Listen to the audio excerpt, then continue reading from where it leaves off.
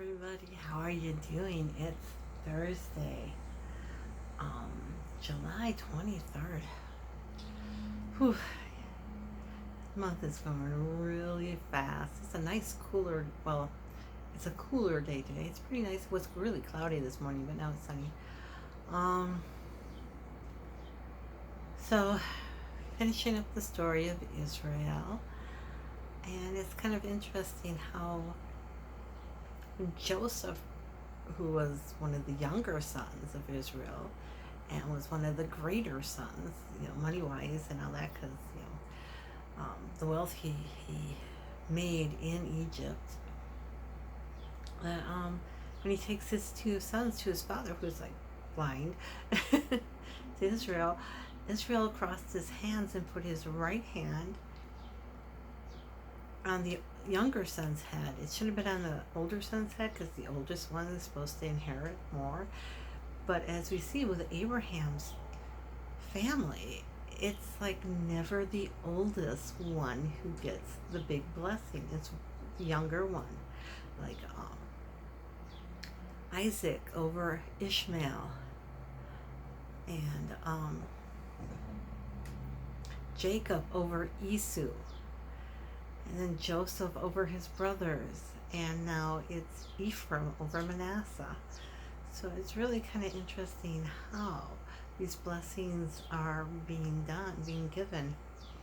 They're supposed to be coming from God through the father. So it's and grandfather.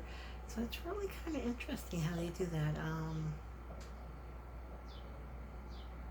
And yet, in our Christian society, and maybe the Jewish, I don't know about the Jewish community, but the Christian community has always been the oldest inherits all, at least in the royal families. And here we go in the Bible, they have it where it's not always the oldest who inherits all.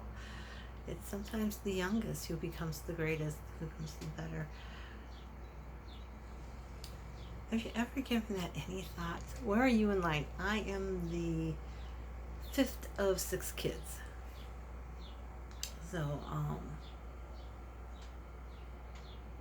it's kind of interesting. I'm looking at my siblings, and I'm looking at me. I know my brother got very angry when my aunt, my dad's only sister, died. She never married, never had children.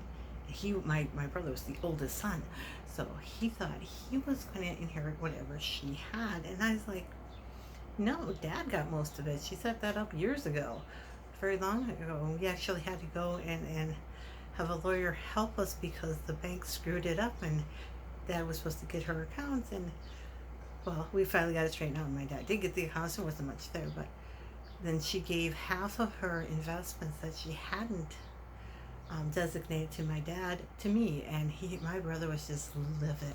He was so angry, and I was like, he's like, well, I used to do shopping for her. I said, yeah, I used to do shopping for her. Used to wash her. Used to pick her up off the floor. I used to carry her around. I used to take her back and forth to the doctor while I was working a full-time job. I used to be bathing her. I did this and that and the other thing, and I kept her company. He said, woo. So he was very angry with me that he didn't inherit. She didn't have much left, but I'm really grateful for what she did give me. And then when my dad died, my dad had things set up, and he kept telling me over and over and over again, he wanted any of his properties that were left to be split up equally between the six kids. He had me set up his banking so that there wasn't much there, but that the money was split up between the six kids, and he just kept going on and on and on about it. And my dad died. I told my brother, because I handled a lot for my mom when she died, because my dad just couldn't take it. They've been married 60 years, and he was just like devastated. So I handled a lot of that, and then I handled the stuff for my aunt. And when my dad died, I was like, I've had enough. I'm tired. I've been working full time and being the caregiver for all three, and yeah, I was tired. I'm still kind of tired from it, but I'm just glad I haven't had a heart attack, which a lot of caregivers do have from stress and all that, because it's not an easy job being a carer. It's pretty rough, and very very stressful. And so I told my brother Mike, who was the younger son in the family, that I wanted him to take care of this stuff. And my other siblings kind of agreed about it. And so when they found out that everything, it's like I told them straight up, no, everything's split equally. And it's like, and it's like my oldest sister was like, well, we'll take this, and my brother was like, well, we'll take. It's like, no, it's all split up. It's legal. We have it all legally done, you know. And yeah. So, but my brother Michael was a much better choice for doing this, because he had the connections, he knew people to help him with all. It was a much bigger deal than what I had to go through. So, I was the one who was at the bedside when my dad died. I was the one who was back and forth from work, working at his bedside, in the hospital, all that sort of stuff, to keep my full-time job going. So, but yeah, have you ever thought about that? Do you have kids? Who's the oldest? Who's the youngest? Which one do you think is more capable? Which one do you think is going to need more help? It's kind of interesting. A lot of people think, oh, it's got to be the oldest, and where a lot of times, not always, but a lot of times, the oldest one is not quite as capable as maybe one of the younger ones. So don't assume birth. I'm not quite sure how to say that. Where you are in the birth line, the oldest, youngest, in the middle, whatever, or your kids. Don't just assume that the oldest is going to be the greatest. Is going to be the best. Oftentimes, you're going to be surprised that the younger ones, are going to step out and eventually be the ones in the spotlight, or be the more competent, or be the more efficient, the ones that make the more money. And the fact is that out of my siblings, I actually make the most money now. It's, as far as I know, in a regular job.